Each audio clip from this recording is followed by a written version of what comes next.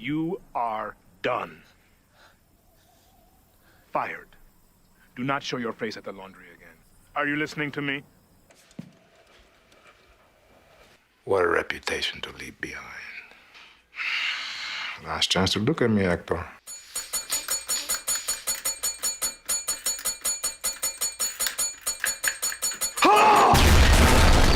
What happened? I won.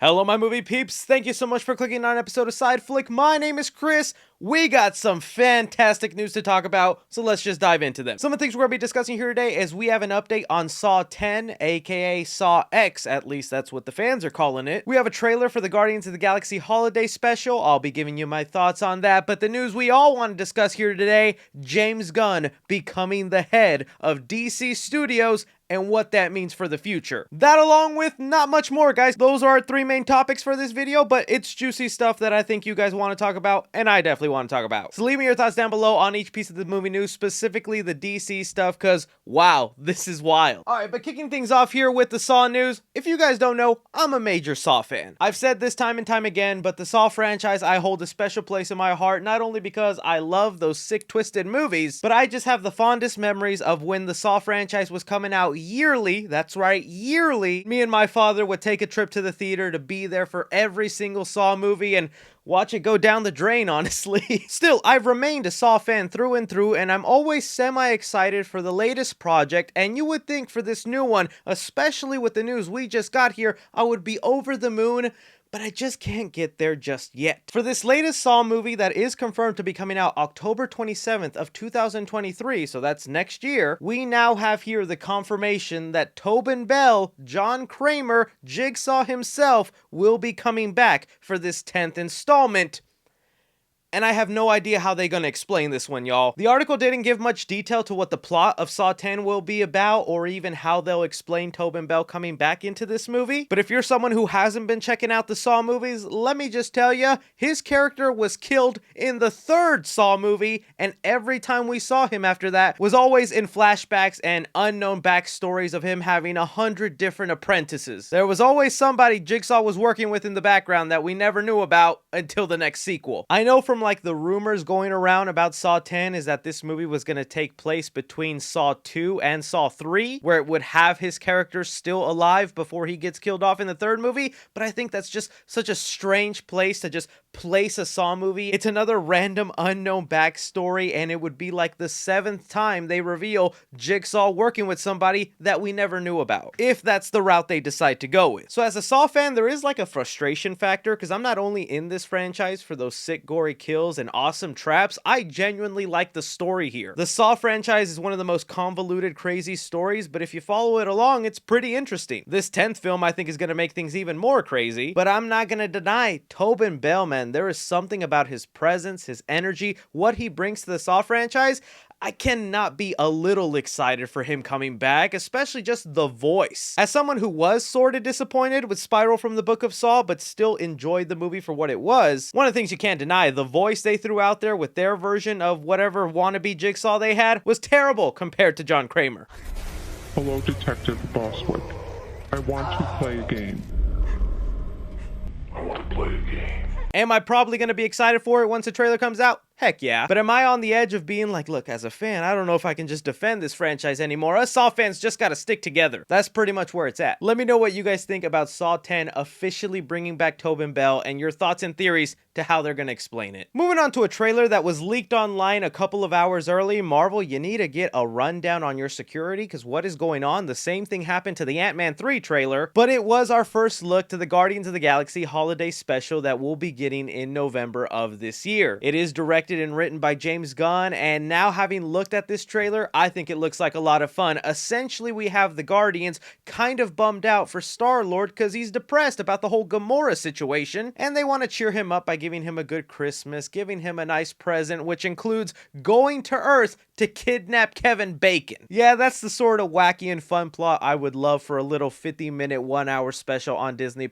I like the look of this, especially Chad out Groot. I don't know what routine you have, Groot, but I need you to pass them details over because I could use that glow up. It definitely seems just like a casual, fun story in the MCU, and that's kind of what I've loved about these specials. They just tell you the story from start to finish without dragging it out episode by episode. One interesting thing to note, though, is when Marvel did the press release for this trailer, they did say in the cast listing that Michael Rooker, who plays Yondu, is set to appear, so it looks like we might get some flashbacks of his character. So yeah, I'm looking forward to this. You guys want to know my thoughts about this, and we thought this was going to be the biggest James Gunn news of today. Oh no. Hold your hats. But okay, finally getting to it here, we got the shocking, jaw-dropping announcement. You know Warner Brothers was sitting at their desk going, oh, they just dropped James Gunn's Guardians of the Galaxy special trailer?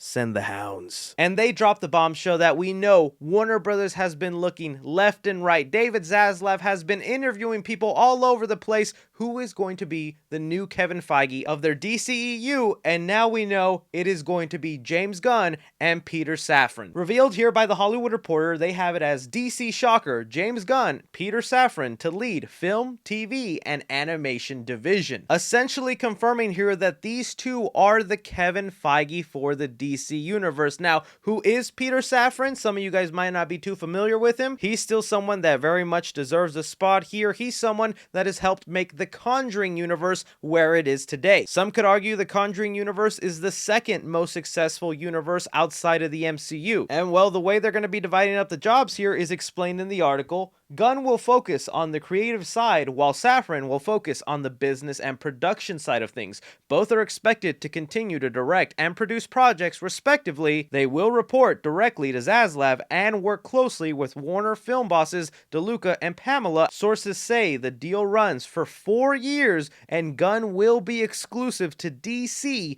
The goal is for them not just to be producers, but to truly function as executives, even as Gunn will occasionally hone a movie. There is so much to break down in this article, so let's just start off right there. James Gunn is essentially going to be the creative mind for the DCEU. Right now, with whatever was just set up in Black Adam, or whatever the future is with the movies they have coming up, James Gunn is now tasked to look at all that and say, how do I make this an actual cohesive working universe? And I think that's brilliant. You can think what you want about James Gunn, but I think the guy really does have a passion for comic books, understands comic book characters and storylines very well, where he's going to give us something either close to the Marvel standard or higher. Because I think the huge jump in quality from Suicide Squad to The Suicide Squad should really tell you what happens when you put someone passionate about these comic book characters behind the camera. And him taking up that creative side of just planning out what each movie needs to do to lead to a big event, to introduce a new character,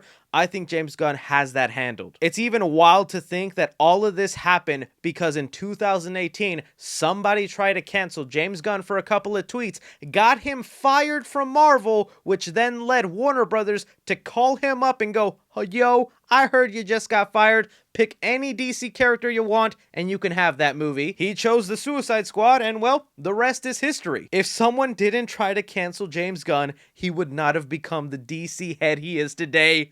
What a baller comeback. Now, I think also having Safran in there is a smart choice, and also goes to show you how much of a unicorn Kevin Feige is, because he's a man who's not only very knowledgeable and passionate about comic books, he's someone who has been in the industry long enough to know the production side of things. It's one thing to say, okay, let's make a Superman movie, a Batman movie, Flash movie. It's also another thing to be like, okay, how much is each one of these movies going to cost? Where do we film them? How is it going to fit in our production schedule? That's where Safran is going to handle all that business side of stuff to make sure that James Gunn's creative mind doesn't overblow a huge budget and we end up getting movies that are just not profitable. So this partnership is going to go good together. The other interesting thing to note is this contract is for 4 years, and he's also exclusive to DC. So that means Guardians of the Galaxy 3 is going to be James Gunn's last Marvel movie for a long time, or maybe ever. Because you know, if James Gunn does a good job, Warner Brothers is going to re-up that contract for another 4 years or another 8 years, keeping him exclusive to DC, where they said even though he's going to be running things creatively, he's still going to step out to direct a movie here and there. And this is the other thing that makes me wonder now, does that mean James Gunn is getting over his whole I only like handling small character thing? Because James Gunn has said this multiple times before. Whenever DC presented him with the idea that he could choose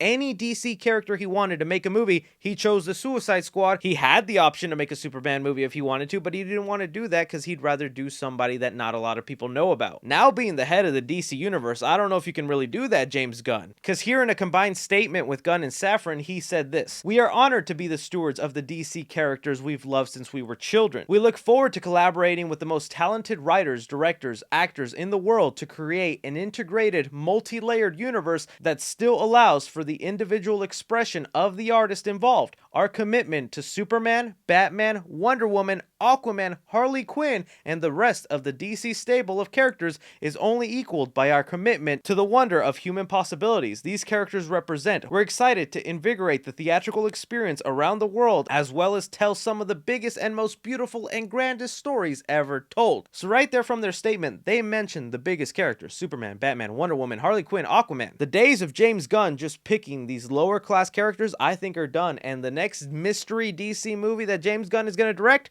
might even be a Justice League movie. Can you imagine a James Gunn Justice League movie? Oh, that'd be amazing. Now, the other thing we got to talk about here that I'm sure some of you guys are wondering is like, well, if he's the head of the DC universe now, which by the way, they've renamed now DC Studios, so that's what they're calling this division, does that mean James Gunn now has creative control over Matt Reeves' Batman movies, over the Joker film that's getting the sequel? He's going to be able to tell them what to do?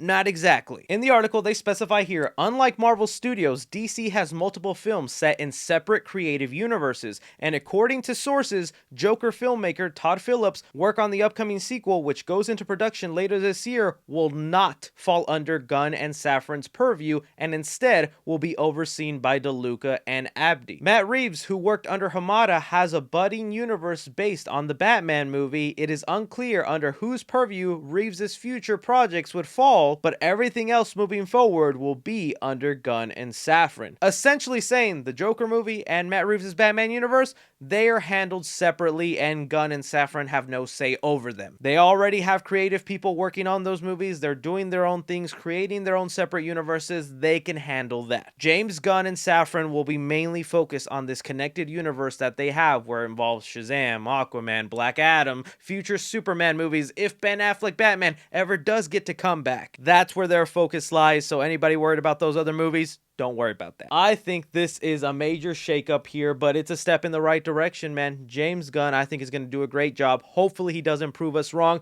and I'm excited to see what the future holds. We just recently had Henry Cavill come onto social media say he is coming back as Superman, and now James Gunn gets a say to what his storyline could be, to what connectivity that'll have to the other movies. I have a lot more faith on James Gunn handling how that storyline will play out in separate movies than Dwayne "The Rock" Johnson did. I'm happy he brought Henry Cavill back, but let's be honest, Dwayne Johnson isn't the man to say how these movies should play out. All respect to The Rock. This is really where I want to throw it off to you guys, though. You hear all these details involved with the future of the DC Universe. Are you excited for it? Do you think this is good? I know Snyder fans are really upset right now, but I think James Gunn is going to surprise you by how much he'll respect some of the things Snyder had already set up and is still being continued to play out in this universe. But that is all movie news we currently have going on right now, guys. I want to thank you so much for taking time out of your day to watch me talk some movie news. Don't be forgetting to hit that like button, subscribe if you haven't already, follow me on Twitter at 3C Films or on TikTok at 3C Films. But as always, I'm Chris.